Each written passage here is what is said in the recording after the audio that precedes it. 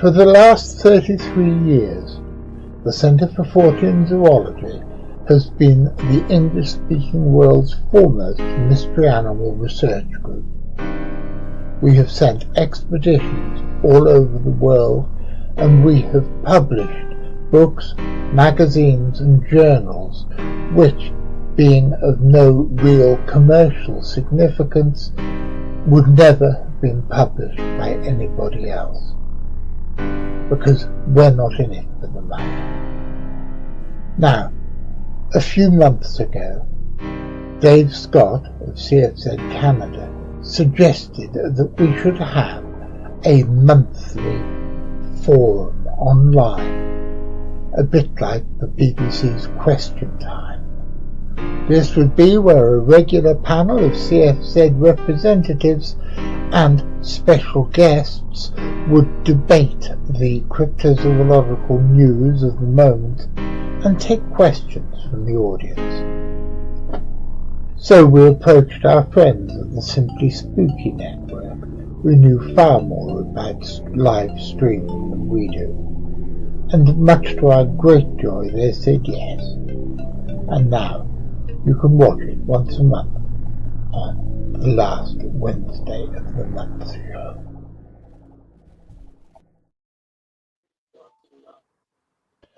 Well, good evening, ladies and gentlemen. After all these months and weeks of planning, it looks like we've actually managed to get all the people who are supposed to be here this evening all in the same place at the same time. What hasn't changed is that I have absolutely no idea what I'm doing. And basically all six of us are making this up as we go along, because this is the first of what I hope will be a long-running series of Last Wednesday in the Month shows. And it's the first time I've ever hosted a event or a show like this. I've been co-host to Viv, but I've never actually been the bloke in the hot seat. So forgive me in advance for any cock-ups that happen, and we will just take it as it goes. For those of you who don't know us, Vivian, wave please, dear. This is Vivian, who's going to be basically, she's the sensible one, and she, together with me, is going to be the ringmaster. And if I call her a ringmistress, that makes her sound like something slightly sordid or something out of Lord of the Rings. I'm not sure which, or both. But she is the ring mistress who's going to try and keep this all in order. We have David, waves to the boys and girls. We have Dave Scott, whose idea this was in the first place from CFZ Canada. We have Dan Winter, Dan, wave, who is a retired zookeeper and is the person who most usually is the opposite number to Viv on the Wednesday evening Simply Spooky show. We have Ian Squibbs, wave Ian, and he is. Does that wine look as taste as disgusting as it looks? It's lovely.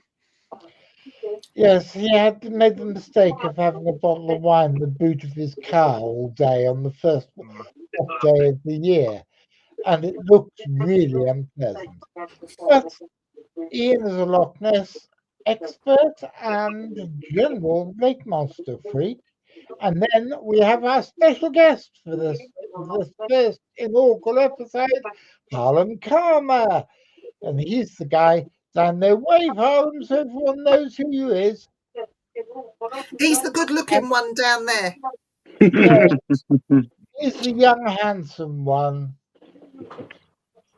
And he's probably going to end up having my job in 10 years' time, because he is one of Britain's youngest and up-and-coming cryptozoologists, and I am very impressed with all the stuff he's done.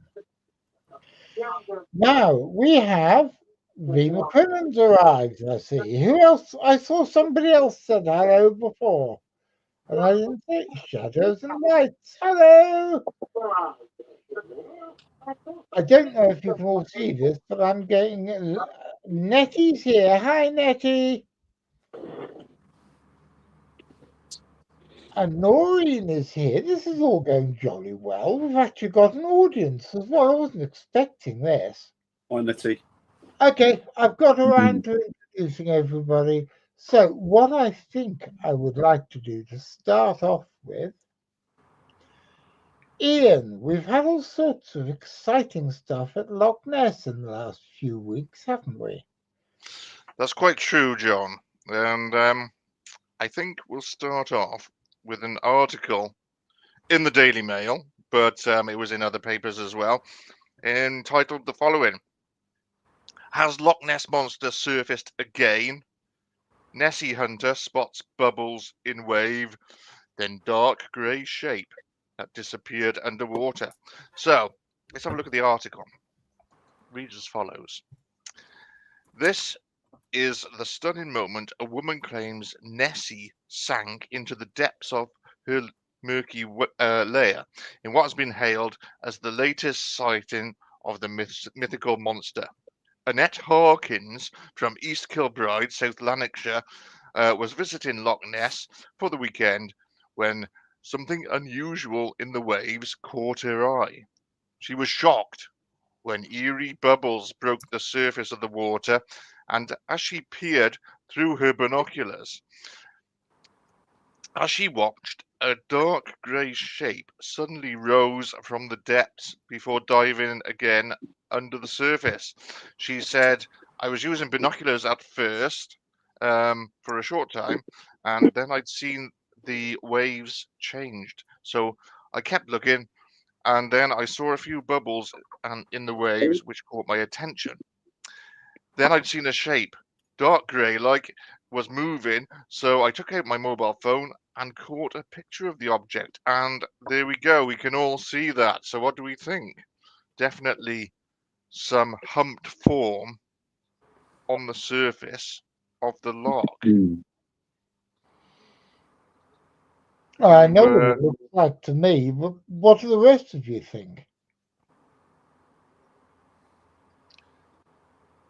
The back of a plesiosaur?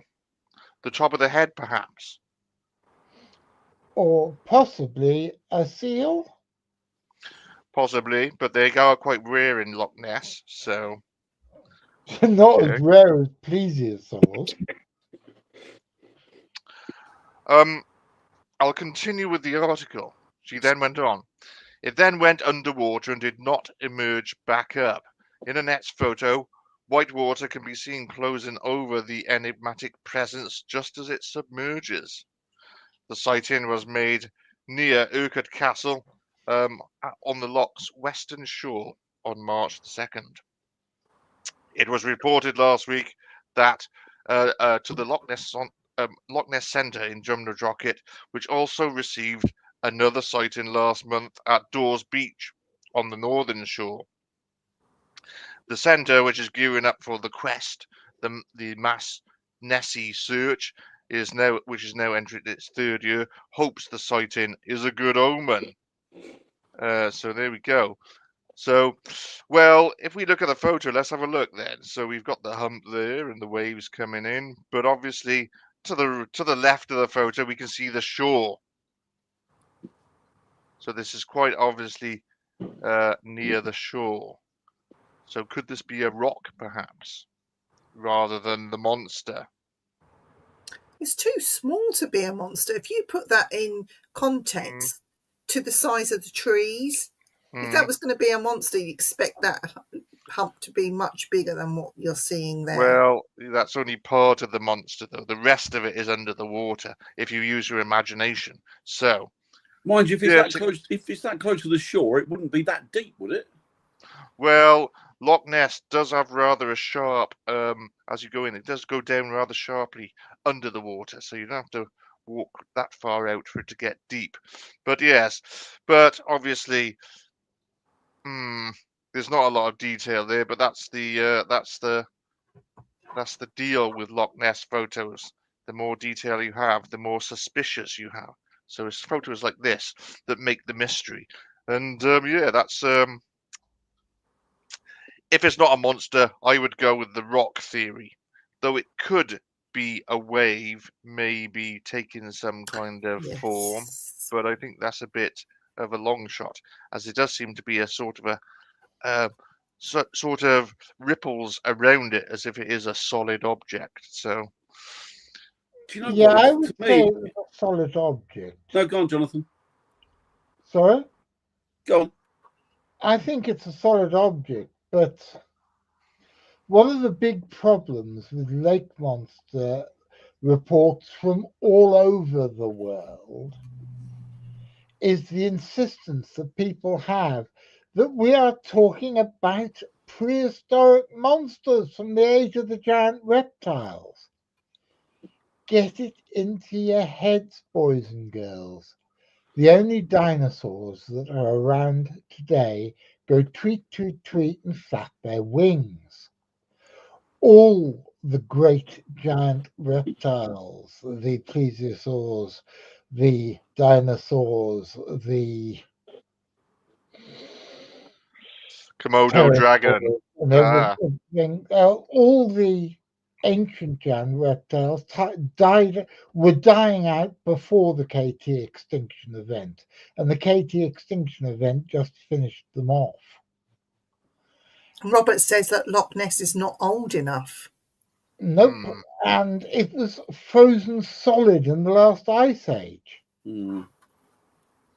And I know people say that you could, but what about the River Ness? Couldn't they have swum up the River Ness from the sea? Has any of you ever been to Inverness? Because the River Ness is quite shallow, especially the bit where it goes through the middle of a bloody leisure centre. the monster could have done it at night though. Gone along the River Ness at night. Well, and stopped So the off. leisure centre was closed. And stopped off for a burger and a Costa coffee on the way up.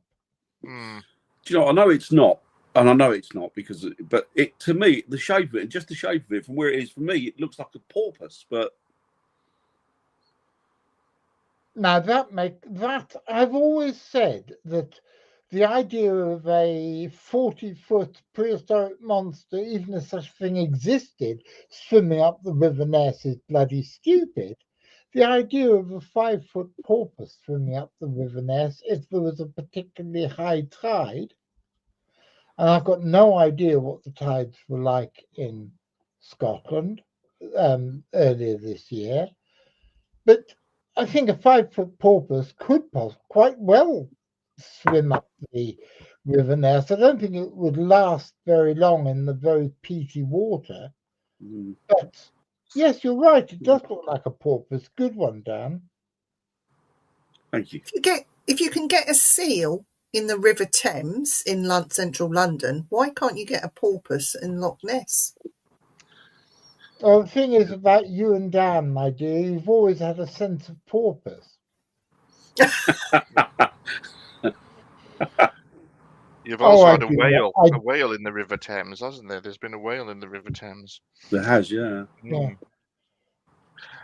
It could be the back of a diver, perhaps, as well. It's got a bit of a wetsuit look about it. Am I going to be a completely rotten sod? Harlem, you're the new kid on the block. What do you think?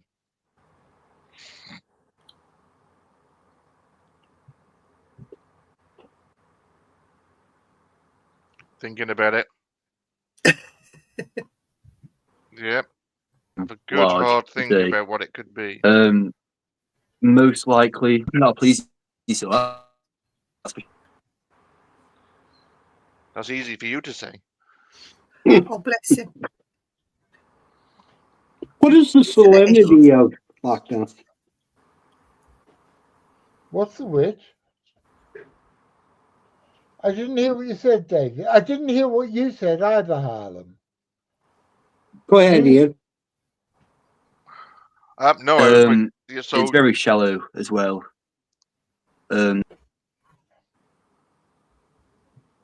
Quite true.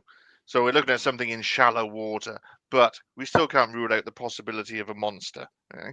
There is a closer up photo, John. Should we have a look at that? Maybe we can see a little bit more detail. Isn't that a different incident, the other one? Was it? I thought it was the same one, but it's all Was it? part of. I thought the other picture, I'll put it up, Let's but have a as look. far as Make I a was mental image of aware, that. Maybe it was, but I got them from the same article, so I think it was just a close up of this one so we can see for ourselves. but this one, Any more detail? oh, That's the that one. one. Yeah. Isn't That's a that the same seal. one? That's Is a it? seal. Well, Seal? it looks to me like a prehistoric reptile. I think it's a plesiosaur. I agree with Ian. Otter? Otter maybe? Eunuch eel as well. But we'll come on to that. If you look at what would be like skin, it's got that mottled effect that I see on seals. Dan, you know what I'm talking about, don't you? Those seals. I think that's the. I think. Do you know what? The more I look at that, the more I think that's sort of some sort of freak wave thing. Yeah. It looks to be the same texture, and unless of course it's just. I don't know. It's an awkward one, isn't it? Well. Now we've got a closer up look at it. It does look more wavy than the first version. At a distance, it looks more solid, but looking at that now, yeah, it could be a wave. We've also got the question, as we often have, is okay.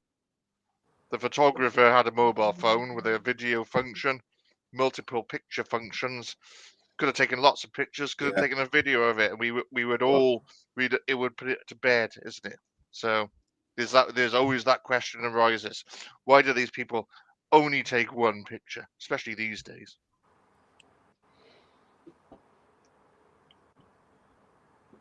But yeah, there we are. I've been confused by this because I thought there were two different incidents, but having had a quick scoot online, you're right, they are the same incident, and I've been talking nonsense. Robert, you're right in many, because I've been to Loch Ness and on a number of occasions, and it's a bit like a wind tunnel. And the waves and the wakes you see are really, really, really peculiar. They don't look like the logic of any boat wakes or water waves that you see anywhere else that I've ever been in the world. And I think that's because it's such a steep-sided V shape, and the Scottish wind whistles all the way down from the North Sea right down it. And there are several different levels of water, and for some reason it manages to make waves in one of the lower levels of the water, which then come up over the top of the water. So, joking aside, whatever that is, it's not going to be a plesiosaur. But I think that the more I look at it, I think it's some sort of a weird wave. The loch as well is very narrow considering its length, isn't it? It's a long body of water. 20 something miles long, 26 or something like that. And it's not very wide, so I think that maybe as well contributes to its wave formation. But we can't rule anything out until it's been proved, and we can still believe there's a monster there if we want to. Rob's come up with something quite interesting. What's that, Robert? Yeah, I think this is what we're looking at. We're looking at that under the water, and the bit of what we're seeing is that. If we can see that, that looks exactly like the photo, doesn't it? That there. That's exactly like the photo. And if we were to drain the lock, that's what we'd see. So there, problem solved. Aaron's back. Yeah. I was there, Robert, in the middle of the winter once, and the water of the loch was warmer than the air around. It was bloody freezing cold, and there was steam coming off the loch. And that was incredibly strange to see. To see steam rising off the lake in the middle of the winter when it was so cold that I was bundled up in a jumper and my leather jacket and a big hat and everything just to try and keep myself warm. Even if you don't believe there's a monster there, it's good to go, isn't it? It's such an atmospheric place, steeped in history. It's not just the monster; it's all the stuff that's gone on there. You've got the cat, Alistair Crowley's house, which has recently been rebuilt. You've got the cemetery below the house. It's just an amazing place. And there is an area of woodland on the shores of the lake that I think Tim Dinsdale was the first person who wrote about it, said that it felt evil there, that there was a unearthly presence around him. Not Tim Dinsdale, it was, what's his name, the other guy. Ian, who was it who wrote The Dragon and the Disc? Ted Holiday. Ted Holiday. Ted Holiday. And my old mate Lee Walker, who died a couple of years ago, God rest his soul, he said that he'd been to those and had the same sort of experiences. John, I think we hung then, or I dropped off or something. What was that you said about Ted Holiday? Ted Holiday said that there was that area of woodland on the shores of the lake that had an evil presence in it. And that really weird shit, my term, not his, went down there. And my mate Lee Walker, who died a few years ago, said exactly the same thing. Yeah, Can I ask a question? I want to ask a question, Ian. Yes. There has been a report that Loch Ness Monster had been seen walking on dry land in a car park by not just one person, there was a few, two, I believe, father and son. Now, if this is this plesiosaur, surely that wouldn't happen. Are these people credible, or is it just one of these, again, a fairy tale fantasy because someone wants a bit of attention? It's hard to say. Obviously, there's misidentifications, and also there are these stories. There's a good book by, I think it's Roland Watson, which is sightings on land of the monster. And there's about 40 sightings in there over the years of the monster being seen on land, most notably by the guy Arthur Grant, who almost hit the monster in his motorbike. Which was in the 1930s, and also there was the Spicer sighting, which was one of the earliest sightings, which kind of made the mystery and formed the monster as a long-necked creature.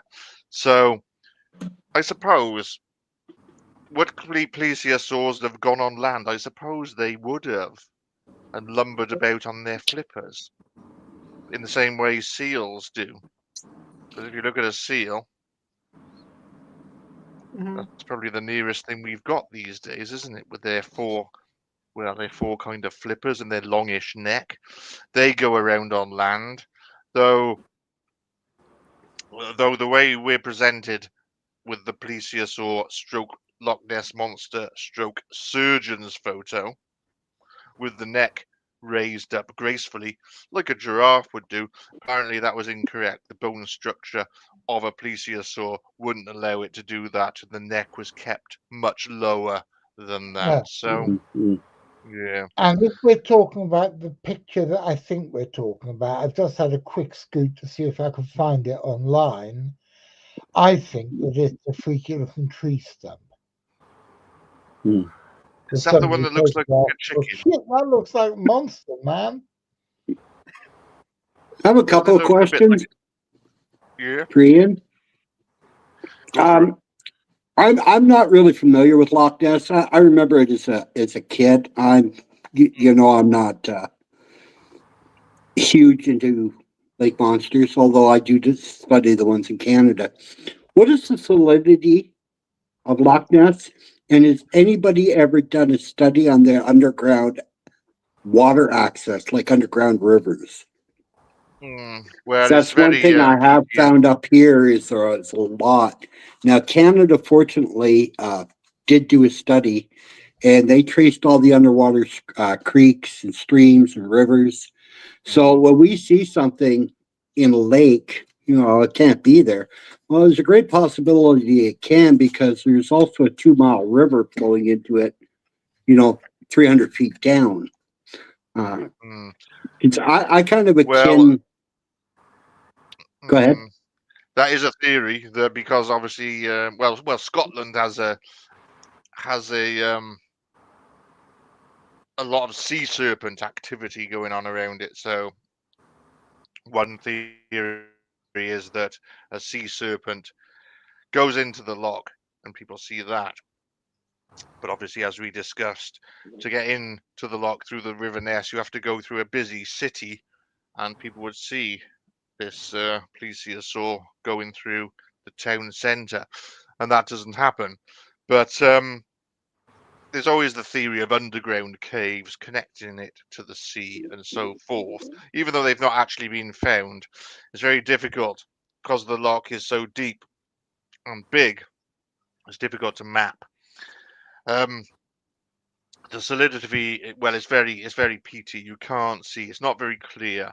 So I'm not sure the exact scientific ratio, if you like, but the water is very dark, and you're not going to see much if you go down there. Unlike Loch Morar, which is 50 odd miles away and has a similar monster, and the water is clear. So, go ahead. No, so in that loch, the water is clear, and people have had sightings of the monster on the bottom of the loch through 20 meters worth of water.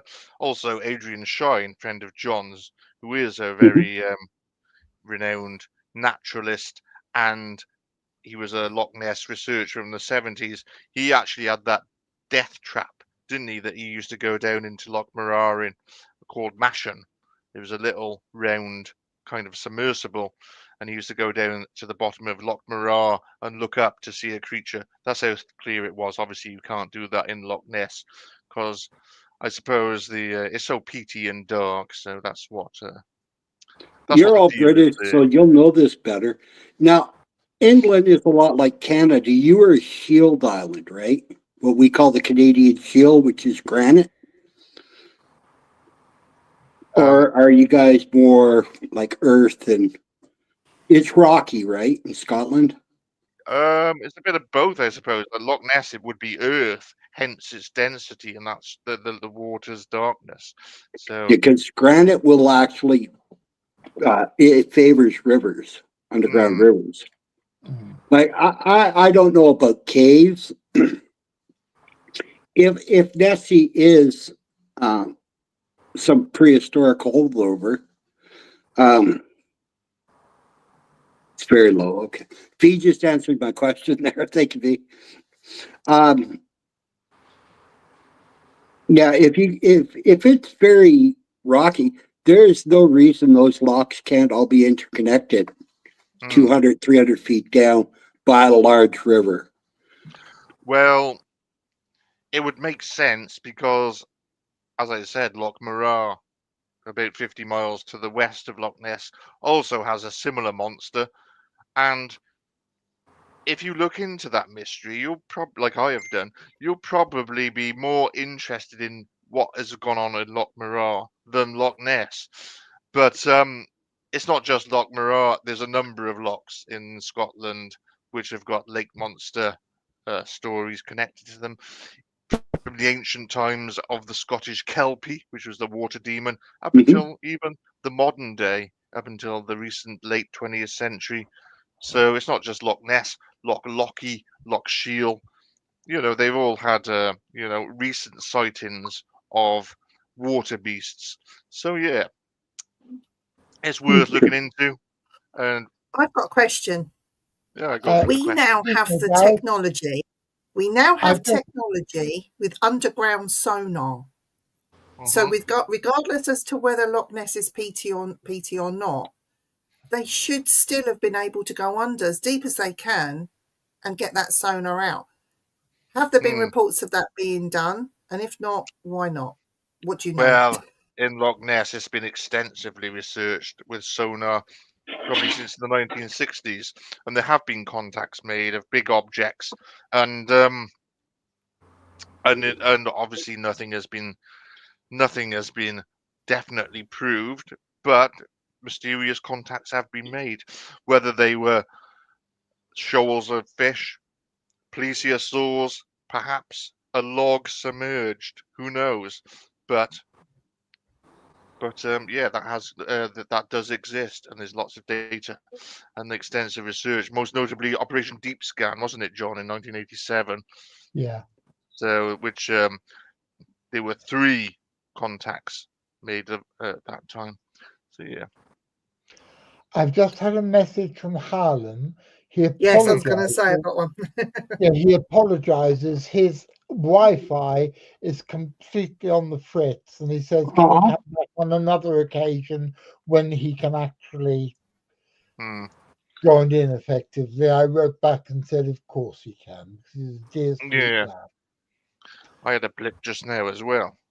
As I said, when you see a Sasquatch, a lake monster, a ghost, often your equipment goes funny and you can't take the photo. Your camera malfunctions. I think Harlem is experiencing that as we speak. There are other forces at play tonight. He Of can't, course, his Wi-Fi can't deal with all that fan, all the girls Mm, messaging him, Or behind it's the either scenes. isn't it? supernatural or it's the Chinese again. yeah. hang on, he doesn't realise all the chicks that are messaging, they want to speak to me and Dave.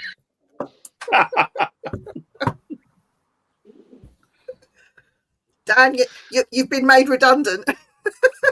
I've been redundant for years, mate. Oh, bless you. I think me and you were on the shelf with Ian.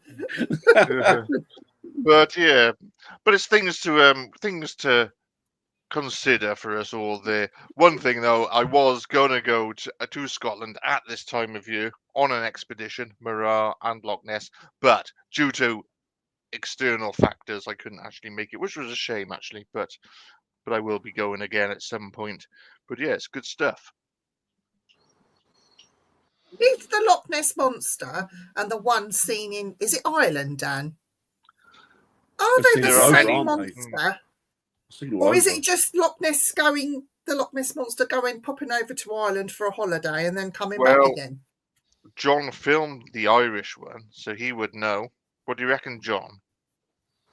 I think that there are a dozen different phenomena, some of them natural, some of them unnatural, which Mm, can be jumbled together, and people call the Loch Ness Monster or the Loch Oich Monster or the Loch Lane Monster or any of the mm, Irish or Scottish or North American or Russian lake monsters. These things are reported all the way around the globe in the Northern Hemisphere.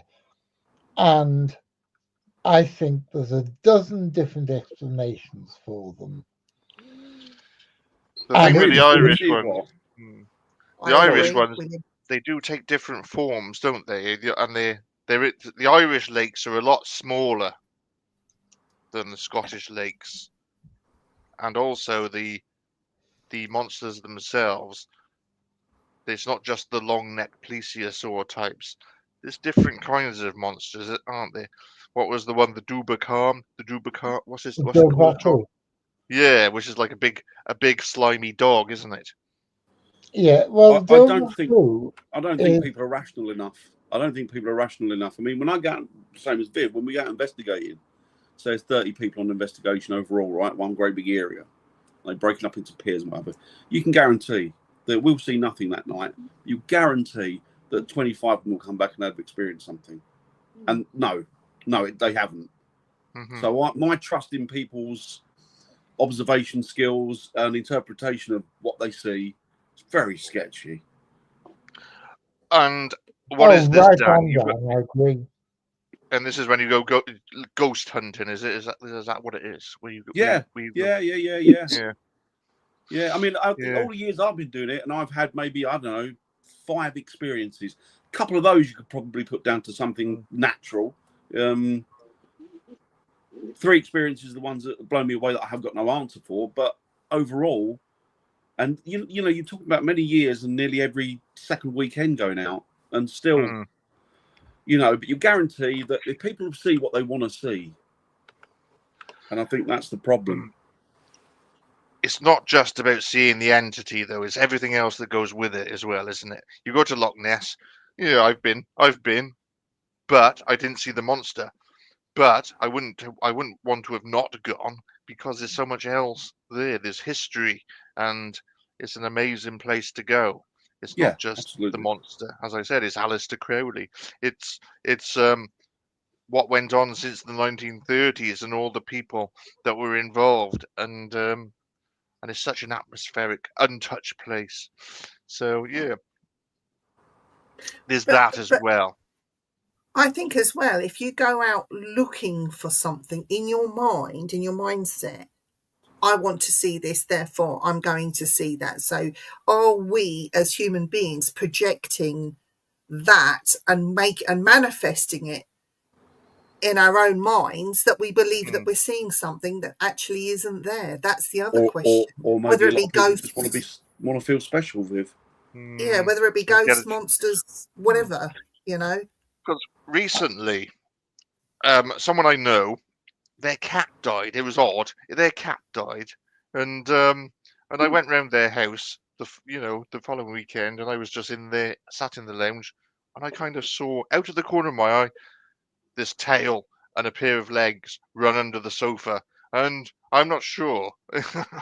I'm not really. I like to keep a level head, but it was just strange that I noticed that.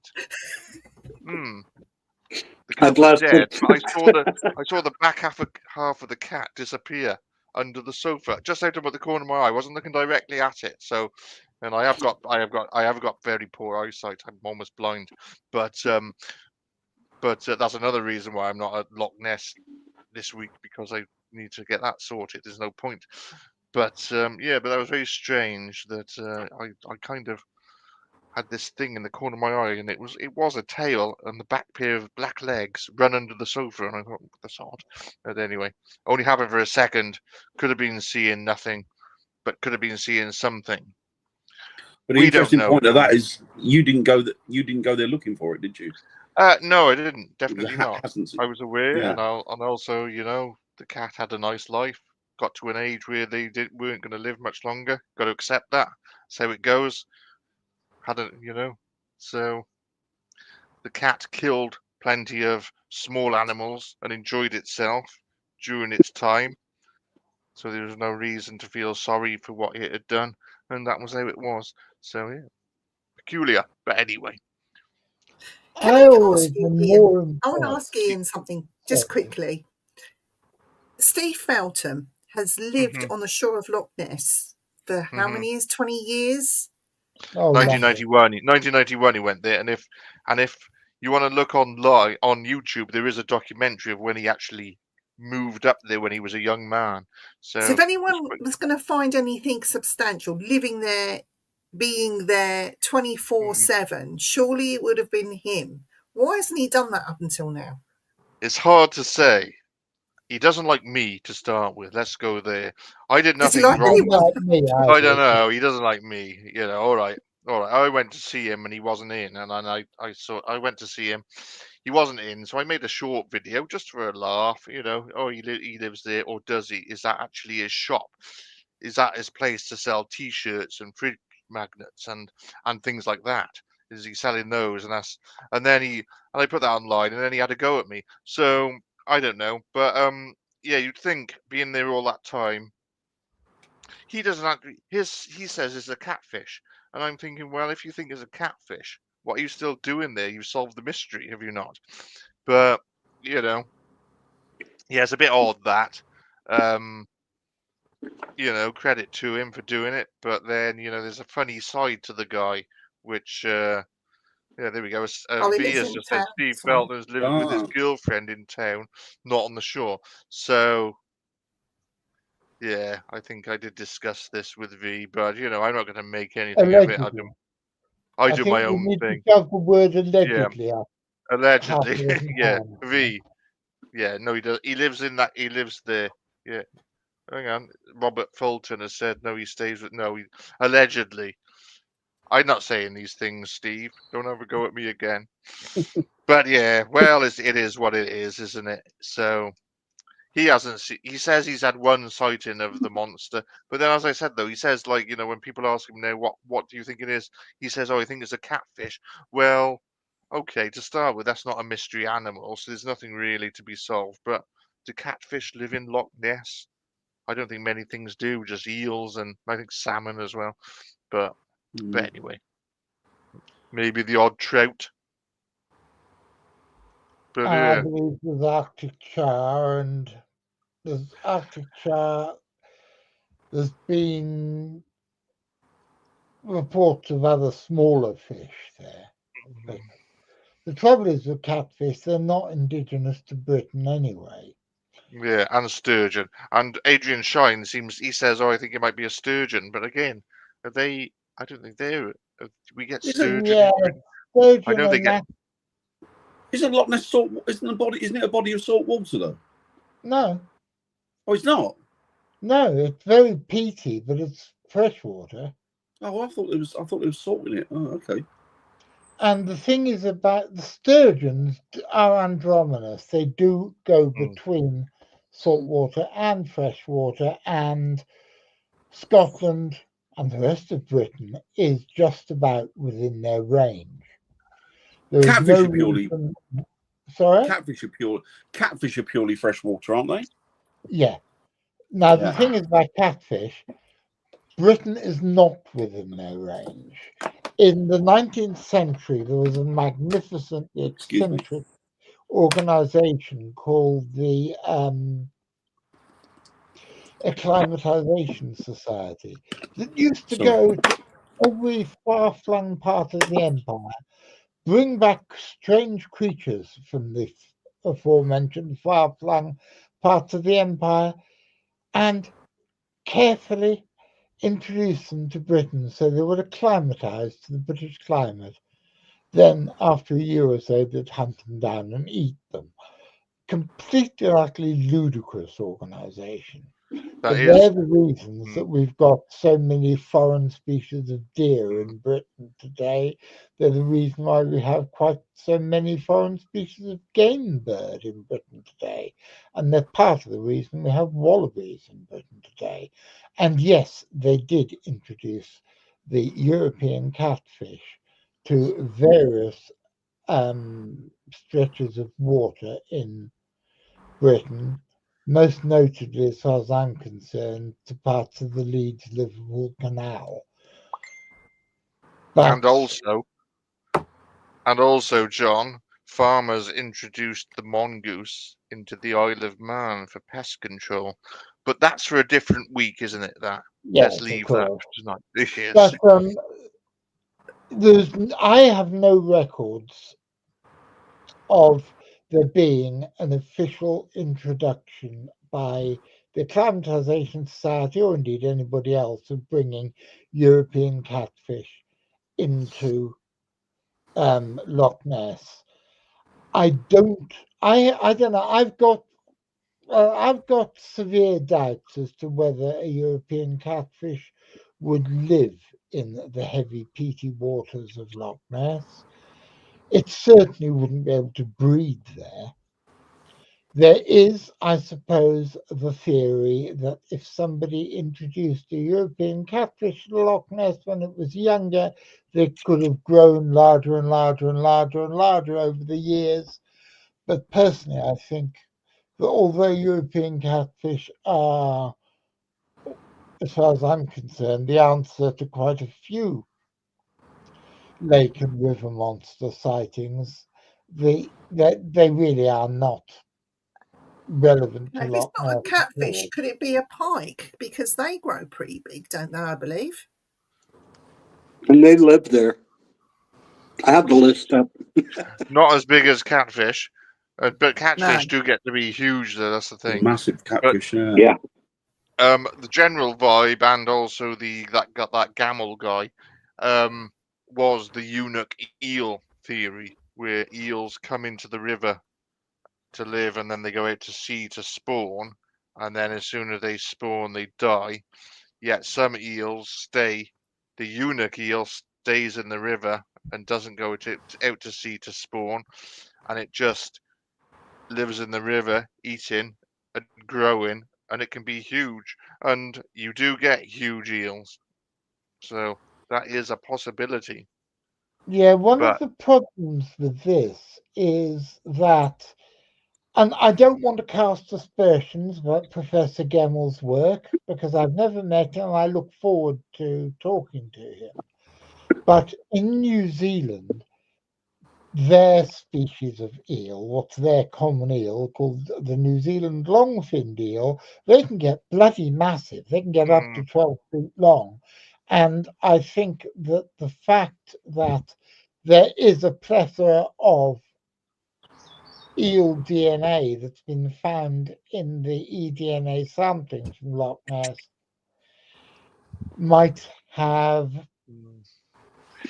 I don't know, rung a bell in Professor Gamble's head, and he didn't realise that the European eel is nowhere near as large as the New Zealand eel. The European eel there are very, very few reports of it getting longer than 4 feet in length. There are a few, but very, very few. You see some. Yeah, go on. Ian, when you hold up that toy that you've got there and just Ah, look yes. at the head, just look at the head, Yes, there we go. The head here. just the head on its own, that's quite eel looking, isn't it? When Well, you it think is, about yes. it. That is, so could it just be an eel in there?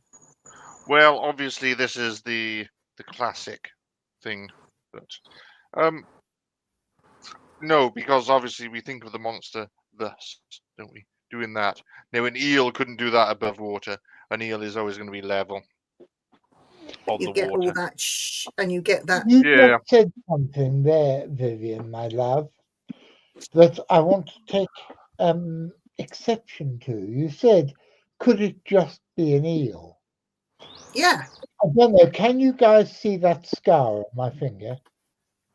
Is that what an eel did? The eel that did that when I was out poaching eels with my mate David when I was about 13 was this size. If there is Really? an eel that's gone to 12 Mm. foot tall, that would be one fuck of a monster. It wouldn't be, is the Loch Ness Monster just an eel? It'd be, what, there's a 12 foot tall, there's a 12 foot long eel in Loch Ness. It could take your arm off. It would be a massive monster. And you don't have to hypothesize all sorts of Jurassic Park scenarios to not have a monster there. I think a 12-foot eel, if there are eels of that size in Loch Ness, would be absolutely magnificent creature. And also you have the conger eel, and they can get to big sizes. Obviously, they're fresh water. But when I was go fishing, when I was younger, salt water, whatever, yeah, I would catch conger eels, and you had to be careful with them. They would, when you bring them out the water and grab them, they would like to swing round and give you a bite if they could, if you didn't hold them correctly. But yes, so yeah, there's different theories. But what we really want is a dinosaur, isn't it?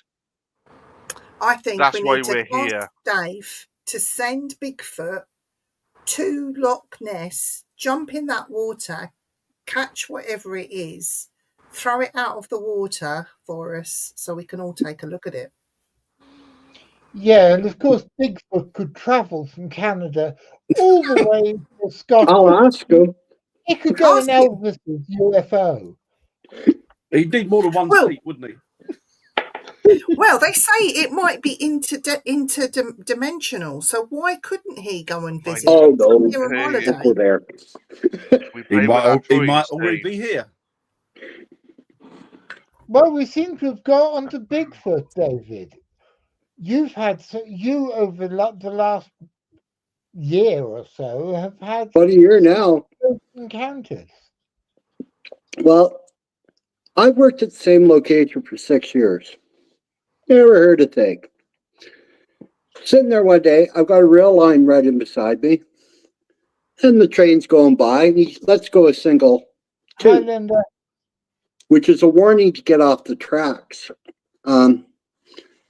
I was sitting with my wife at the time in the van at work. We both work at the same place. And I heard this loud whoop. Of course, I thought I was nuts because I wasn't out working the field, or I was working my job.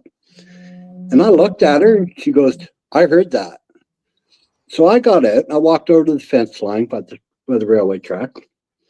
Got a rock thrown at me. So very, very cool. I think I called you like right away, John, and probably woke you up out of bed because I have no time concepts. And so that was very cool. But over the coming next 3 months, I had 2 more whoops. I had something large go crashing through woods. And this is a really small area. That's why, like, when people say, well, Loch Ness isn't big enough or any of this, I don't have a problem because I would never have thought of a Sasquatch being in a suburban area. But we've had a lot of wildfires in the last few years. As you saw from my PSAs, I said to John, I'm really annoyed at the way we're burning our forests through carelessness right now. It's driving things to places they're not usually associated with. And I think we're going to see more and more cryptid animals being seen as we build out further and as we carelessly set our forests on fire and drive them down into us. It's the same as anything. I saw, I don't know if you guys know what an onzo is. It is a melanistic cougar with stripes, a lot like a thylacine. We're out for a drive one day and between Fort Worth and Denton, Texas. That's where we lived at the time. Just driving the back roads, checking it out, So this huge cat go across the road, but it had stripes. So I got out. I got pictures of the tracks that it left and sent them to a friend of mine that works for the U.S. National Forestry Service. He's not a big cat expert. He sent it to one of his cat experts, and they told me to just stay out of that area. It's a big cat, and to always look up. So I never did see that again.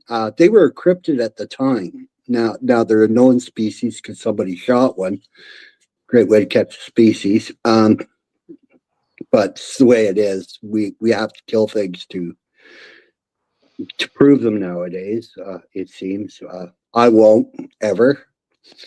But yeah, it's really strange how things can happen. I was looking at Loch Ness there, Ian, on my phone. I don't know if you realized I was on my other phone there. What was I going to say? You guys are really granite around there. You definitely got underwater rivers. I have not seen rock coverage like that without underground aquifers and whatnot. So that might be something you might want to concentrate. I'm sorry to the people from Loch Ness that make a living up there. You guys might want to go to Loch Ness, which is clearer, and concentrate your money and your research up in there, because I'm willing to bet Ian's right, and they are connected somehow underwater, and it is moving between the two. You're going to get better pictures in clear water. That's just a given, because I've seen pictures underwater at Loch Ness and went, yeah, you can go see, you're going to see it when it's biting your head off. So You won't be able to buy a Loch Marah fridge magnet though, or a little Loch Marah model, or a T-shirt with Morag on. Whereas at Loch Ness, you can buy all those things. Well, if the CFZ do a trip to Loch Marah, we will set up an online shop so you can buy all your tack from us. You did actually do one, didn't you, John? Many moons ago, about 20 years ago, was there not? I remember. That was where I sold. We also sold ladies' knickers with Richard Freeman's face on the gusset. Pretty good. Do you need a visit, John? I'm sorry? Do you need a visit? Is that the Jersey Devil you got there? It's actually a skeleton dragon. That's pretty good. It looks like a Ian, I was Jersey going to Devil. say, while you're there as well, what about doing something?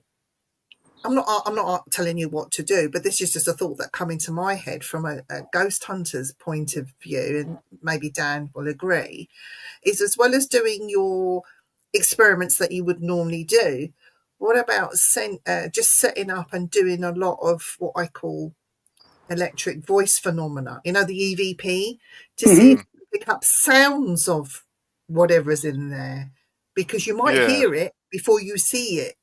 So there might be. Yeah. Well, there has been recently with these quest things they're doing. It's quite commercial, I think, the quest thing, isn't it, John? And I think there's a lot of it is down to it's organised by the museum, which has recently been refurbished there.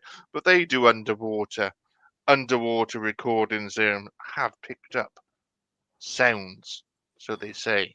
Nothing exciting, but yeah, there is that as well. So they picked up some what they call glooping sounds, wasn't it? yeah, and also there was a recent documentary I saw, which was nothing. The documentary wasn't that good, but there were some. They did pick up some of the volunteers did pick up an underwater sound, which did sound quite interesting.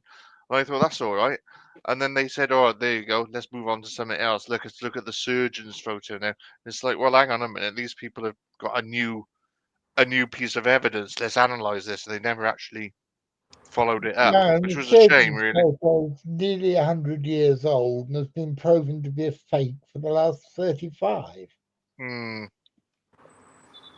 So yeah, it was just the recent. It was a few months ago. This documentary, just old hat, really. The stuff we knew. Not like the one we reviewed. What was it called from 2003 with all the clips of the documentaries in. They Loch created Ness. monster? Yeah, it was really good, wasn't it? We reviewed it for the magazine and also did CFZ review of the program. That was brilliant. That was. And it had so much footage that we'd not seen before, which was about the monster hunt from the 60s and 70s, wasn't it? It's great. I believe it's still being streamed on Netflix. I think it's probably still on BBC. Oh, it's on BBC iPlayer. I knew it was on one of the ones I had. It was BBC Scotland, and for the viewers, what we're talking about was you get these Loch Ness documentaries, which just cover the same old ground, don't they?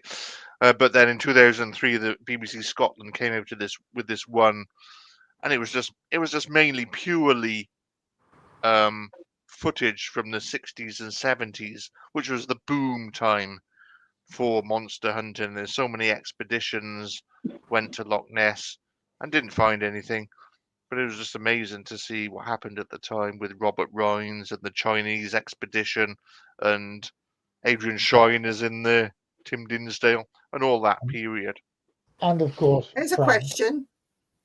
So people that swim in the loch don't think it's hurt anybody. Has there been any reports of anyone being hurt in that loch from swimming? Well, there's the original site, the first sighting, which was, what was it, 500 AD, St. Columba, St. Columbia or whatever, where someone was swimming across the loch and the monster went to attack the swimmer, but St. Columba, being a religious man, stood up and said a curse and drove the monster away. So there was that one. And also I think there is a sort of a medieval story which has emerged where the monster did actually kill someone on land, or some kind of monster in the area. But yeah, in terms of contemporary sightings or contemporary reports, no. But has anybody gone missing there? Yeah, isn't there a story of, and I think this was Loch Ness. I got it in Peter Costello's In Search of Lake Monsters. Isn't there a story from the 19th century about a water horse dragging some girls under the water and they drowned? That's what the water horse used to do, wasn't it? That's the Kelpie. The Kelpie would be a horse on the side of the loch, and it was an evil spirit, and a weary traveller would come across the horse and think, oh, this is all right, there's a horse here, I'll get on the horse and carry on my journey. The traveller would get on the horse, and the horse would jump into the loch and drown the traveller. So maybe something along those lines. But I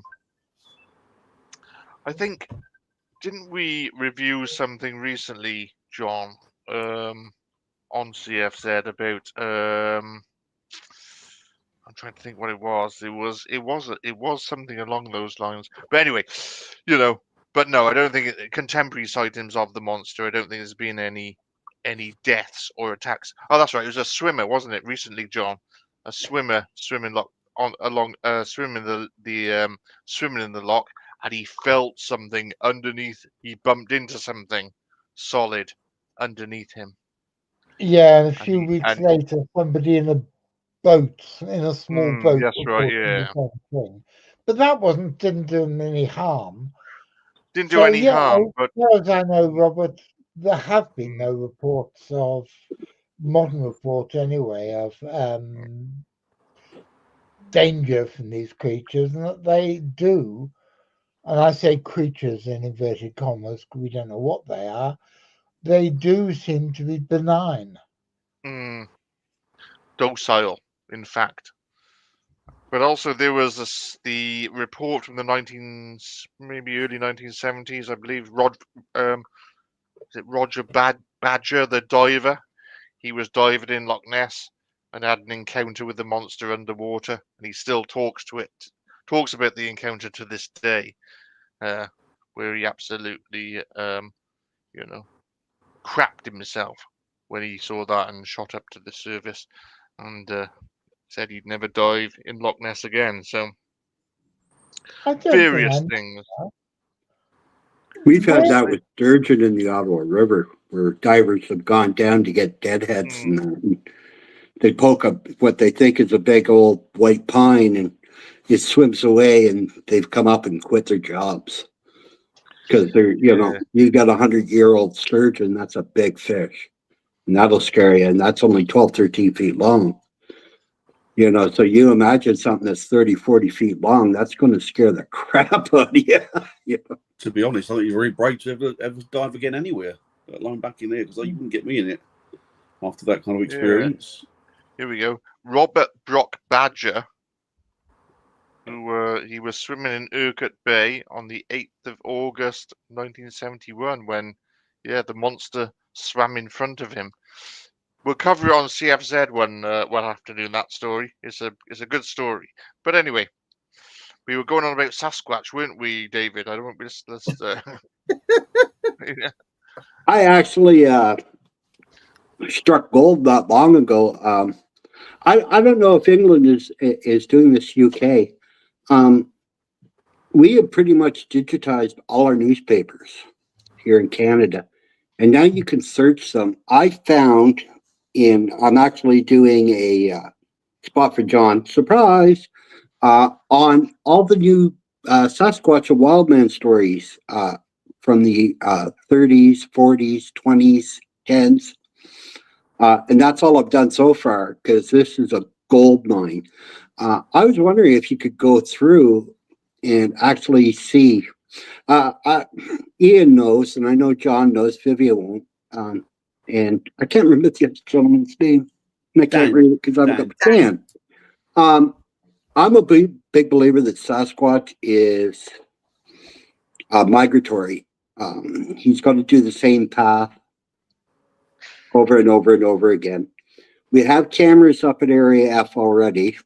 I'm not watching them. My ex is and her new boyfriend, but I'll take any help I can get in the field right now. So I just want to prove things. And Vivian, you and I need to talk later about shadow people. Because there's also those at that work location, and it supposedly used to be a haunted house. So, yeah, many years ago. So, I was talking to John about it one night, and he goes, "Talk to Vivian." So, but David, obviously, the money shot. Have you seen Sasquatch? Me, I have not seen one.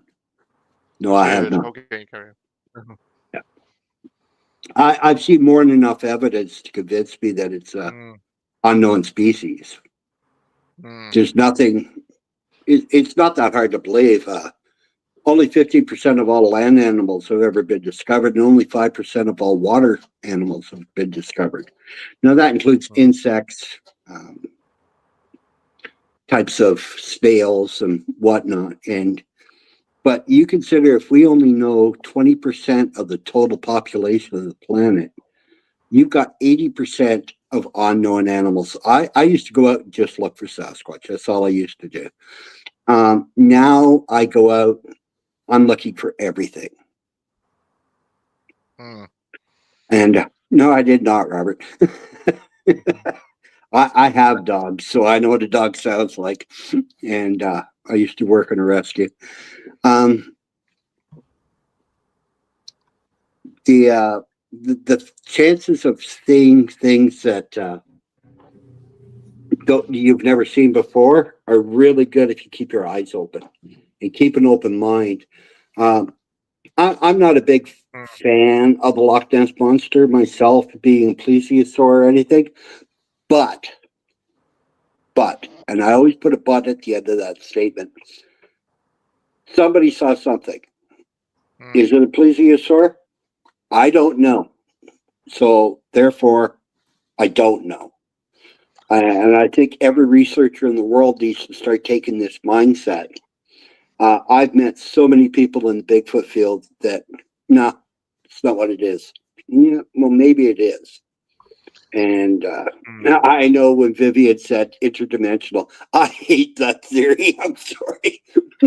I think it's just a flesh and blood animal, but somebody's right. And someone saw something. That's the thing. Someone saw something. They saw something. Yeah. So there's somebody's right.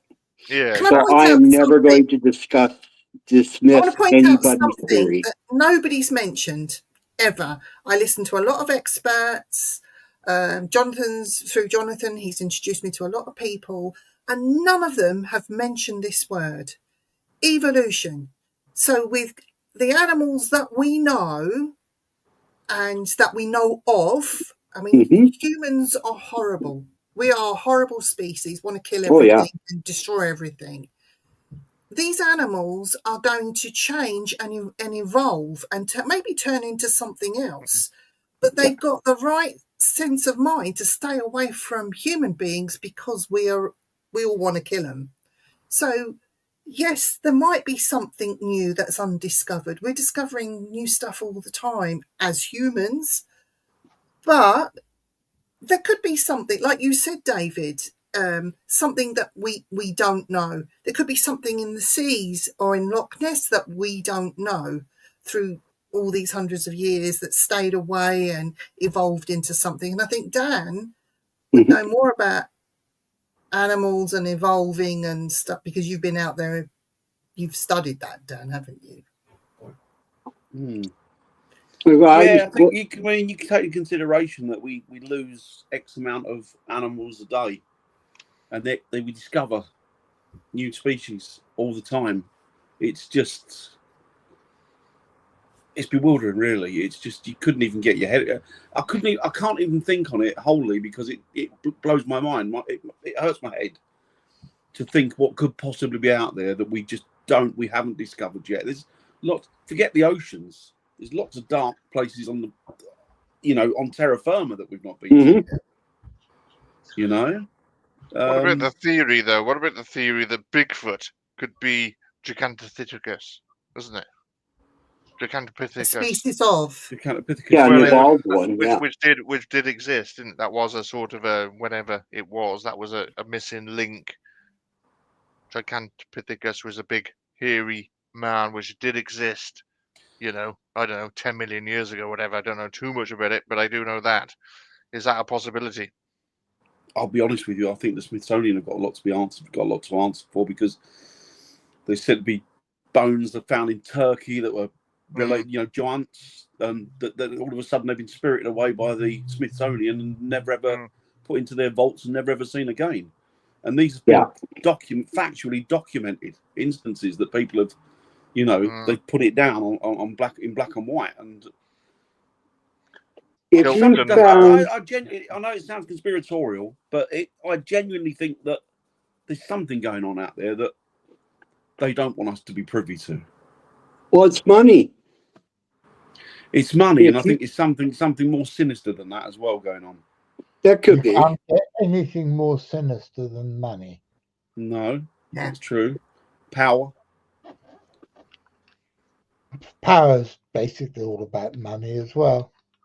Says me wearing my Angry Brigade t-shirt. What's that? What's your t-shirt? What's it say? Let me see it. Angry Brigade, an anarchist group in the early 70s. Hey! What is that, John? Angry Brigade. Up the anarchists. I got Jim Morrison. And there's a mystery for you. Is he still alive? No. Anyway. No, he's dead. Not. I hope he's still alive. Can I just say, through talking to Jonathan about a completely different subject on a show, we got onto flies that ate bodies. And then we had a conversation about the bone skipper fly. And then you explained that they were considered extinct. And variations of this bone skipper fly, it's come back, isn't it, in Europe, John? Well, not only has one species been rediscovered, 3 species have been now. So there are more species of bone skipper fly known to science than there ever have been. That's cool, isn't it? Yeah, and so that's if that can they thought were extinct. Yeah. But even that's not the most amazing. The most amazing one to me, the little island of Bermuda. It's tiny. I can't tell you the exact size of it, but it is tiny. And in the 16th century, there was known to be a bird on there, which was a type of petrel known as the cahao, or Bermuda petrel, and it was supposed to be hunted to extinction by sailors who took its eggs to eat, until it was rediscovered about a century ago, after a gap of nearly 500 years on a tiny island. So this shit happens. Yeah. Mm-hmm. Yeah. It's not bad. It's the same situation with Gerald Durrell, wasn't it? When he went looking for he felt that he wanted to rescue the Rodriguez bat and the fruit bat, and people said these are becoming very rare. They're almost extinct. We need to do something. We need to get some, put them into a program, breed them, maybe reconstitute areas with them. I don't know. And they did that, and then when they sailed around the other side, there was millions of the buggers. They just moved.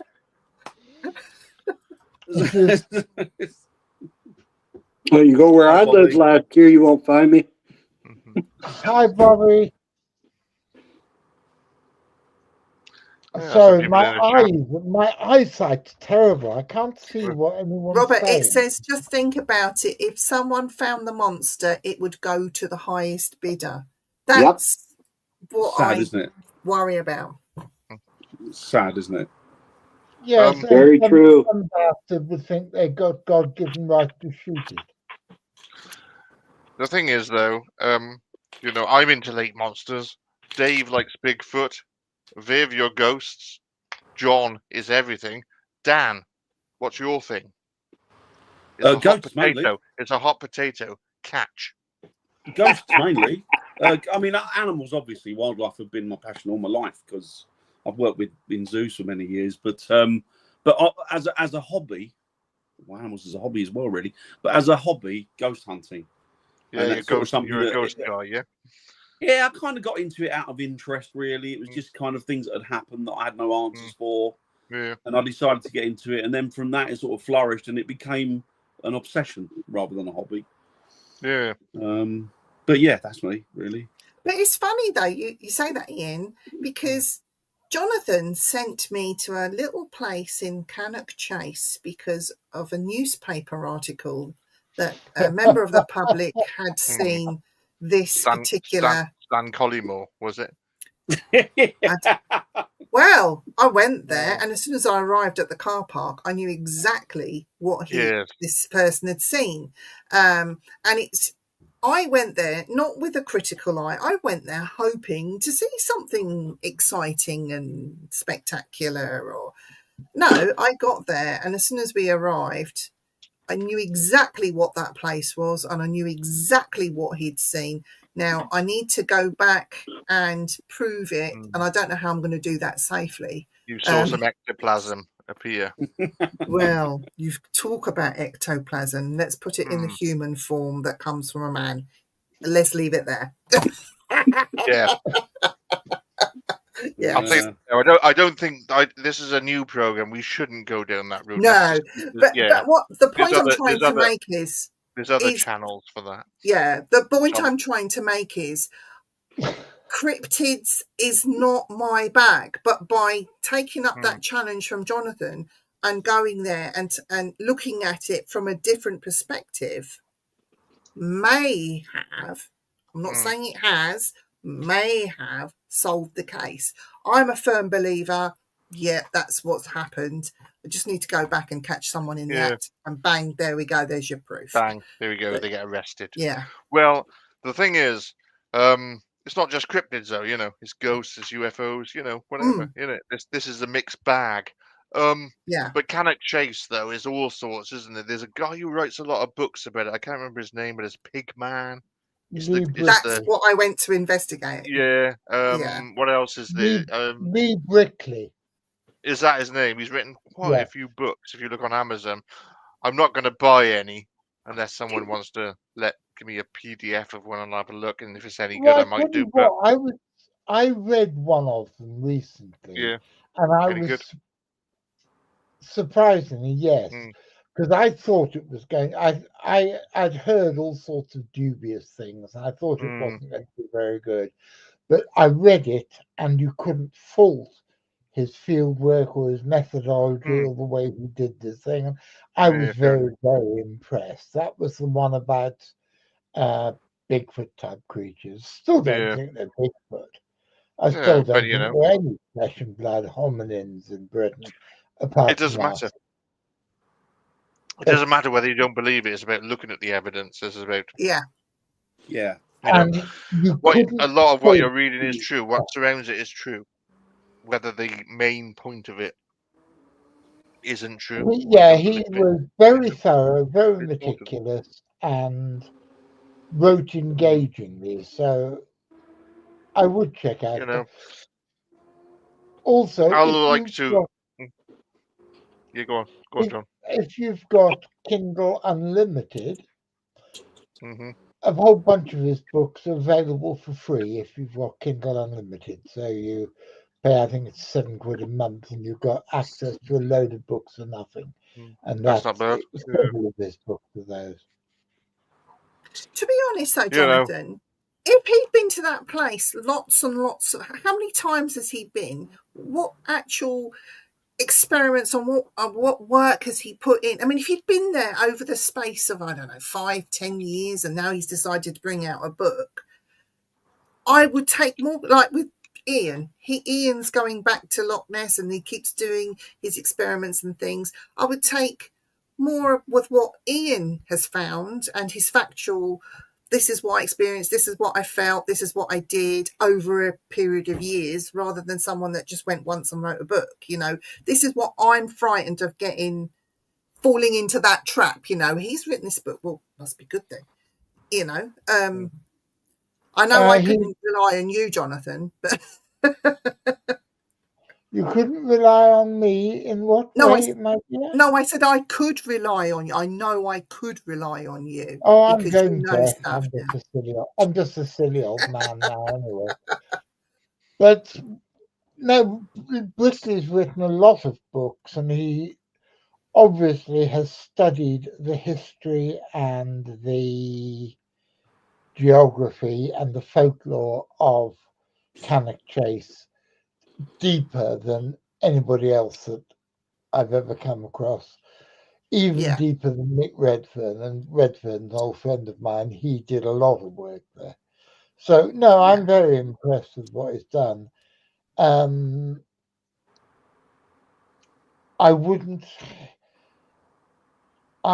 not like to hazard a guess why it is that you immediately jumped to the probably correct conclusion that that particular car park is used for a certain thing. Sexual nocturnal gatherings. Footballer Stan Collymore was caught there doing it, wasn't he? So was he? Yeah, yes, he was. Yeah. Please tell me he was wearing a pig mask, because I don't know, but no. But why? I just think we need to be told, because I think Viv seems to know a hell of a lot more about dogging than I do. This is a bit disturbing. I'm a bit older than I look, and you're still a wee slip of a girl. But no, it was obvious, and I understand that the craze now is for mask wearing to hide identities and things like that. So it would not surprise me. Yeah, but it's good to have a pig man. It is half man, half pig. That's why we're here. That's what we want. If someone wearing a mask, let's just go home. But no, it's the possibility of these things. And if somebody decided, oh, I'm going to wear a pig mask tonight, because they knew of the folklore of there being a pig man seen in the area, that just compounds things even more. And it adds to the irresistible web of weird shit that the universe weaves for us. And if I'm not mistaken, there's a military base nearby, is there not, where they may have carried out experiments? Not by the place where I went. I thought there was a military base nearby. There's always a ubiquitous military base, isn't there? Well, where they could have carried out experiments, which would have resulted perhaps in a pig man escaping. So there we go. Problem solved. my plan where I went is I went to Castle Ring. I'll tell you, I went to Castle Ring, which is more a historical. It's a historic site more than anything else. It is very small, but yeah, don't go there after dark. Castle Ring. Castle Ring. Where is that in the UK? Where's Staffordshire. Cannock Chase. Oh, you went there. And what is it? Is it some kind of ancient ring? It's an ancient site of a. Britons used to go dogging. That's where Stan Collymore. It was an ancient site, fortified site with a moat. We're trying to lay off that. We'll get more viewers if we do that. If you want, should we up the tempo? Okay. So have another one of these, and we'll get. It's a fortified site with a moat and Premiership footballers were pleasuring themselves whilst watching. Yeah. Not a good place to go at night. Yeah. Oh, we've Just just got be aware. 5 more viewers now.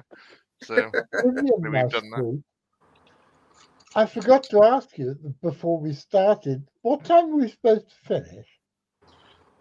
Whatever time you like. We've done an hour and a half, believe it or not. Well, it's not bad. It's the first show, so obviously the viewers. How are we looking viewer-wise? Let's have a quick look. They've all gone, have they? I'm sure we'll pick up. Wait there. How many viewers have we got? Where's the bit We have saying got- how many viewers there are? Well, I'm on YouTube, so I'm on YouTube, so I'm looking at 2 viewers. So obviously I'm watching, so I'm one of them. So we've got 1 other viewer. So that's pretty good. It's me. I'm on Facebook. We've got 6 at the David. moment. Yeah, we're killing it. We're going to get some good money tonight for our Ian, whatever it is. I'd like to at some point have a show where we can talk about this mermaid thing that's been put in the spotlight. Well, yeah, I'm not a get your big thoughts mermaid on- person, but what I do, and which I've done for John on his program, and I'm doing an article is on the Fiji mermaid. Ooh. So we can look at that. That's that's really what I like. Obviously, that's not a real mermaid, but it's a good But I've got a Fiji mermaid, so we can You do got a one. Fiji mermaid show, and I can I think there's just a sing general along.